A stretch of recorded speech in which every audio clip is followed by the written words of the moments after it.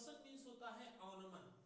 तो ये कब एलिवेशन होगा, कब डिपर्सन होगा, आइए हम उसको समझते हैं।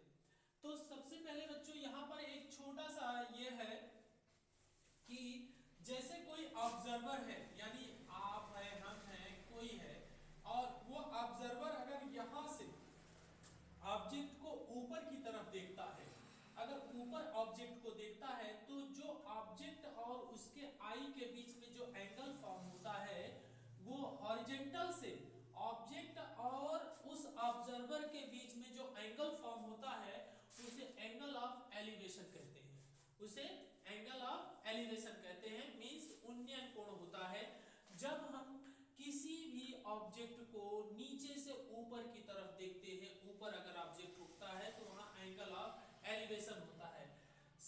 और यहां पर यदि ऑब्जर्वर जो है वह किसी नीचे वाली, अपने से नीचे वाली वस्तुओं को देखता है, यानी ऑब्जेक्ट को देखता है, तो जो हॉरिजॉन्टल के साथ जो एंगल फॉर्म होता है, यानी उस ऑब्जेक्ट का और आंखों के बीच में जो एंगल फॉर्म होगा उसे कहेंगे एंगल ऑफ डिपर्सन। मतलब अगर हम नीचे से ऊपर से हम वस्तुओं को नीचे देखते हैं, नीचे वाली वस्तुओं को ऊपर से देखते हैं तो वहां पर एंगल ऑफ डिपर्सन फॉर्म होगा। जबकि यदि हम नीचे से ऊपर की वस्तुओं को देखते हैं, अपने से ऊंची वस्तुओं को देखते हैं, तो वो एंगल ऑफ डिपर्सन होगा। एक चीज और बच्चों, इसके बाद ये दो चीजें तो क्लियर हो गई। इसके बाद आता है कि यहाँ पर एंगल्स की बात करें तो हमने पहले ही बताया है कि ट्रिग्नोमेट्री में अगर एंगल की बात करें तो हर समय ट्रायंगल जो है एक एंगल 90 डिग्री का होगा।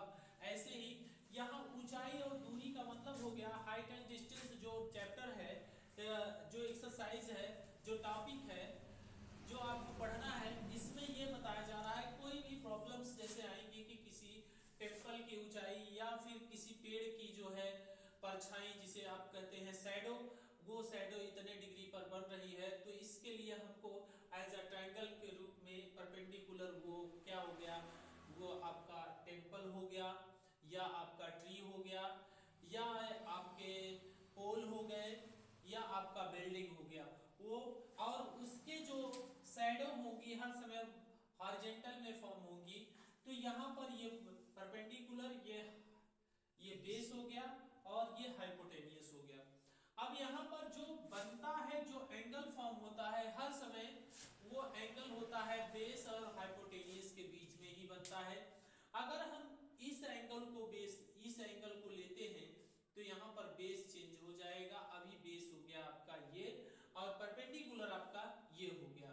तो यहां से बच्चों हमको जो जैसे भी आएगा, यानी जितने भी प्रॉब्लम आएंगे, जिस तरह की प्रॉब्लम आएंगी, उनको बेसिक नीड जो आपकी आवश्यकता थी, angle of depression, elevation, angle of depression कहाँ कहेंगे, उनके बारे में हमने आपको अभी डिटेल में बता दिया कि अगर हम नीचे से वस्तुओं को, नीचे से ऊपर वाली वस्तुओं को देखते हैं तो हमारी आंखों और वस्तु के बीच में जो एंगल फॉर्म होता है क्षैतिज से, वह आपका एलिवेशन एंगल कहलाता है।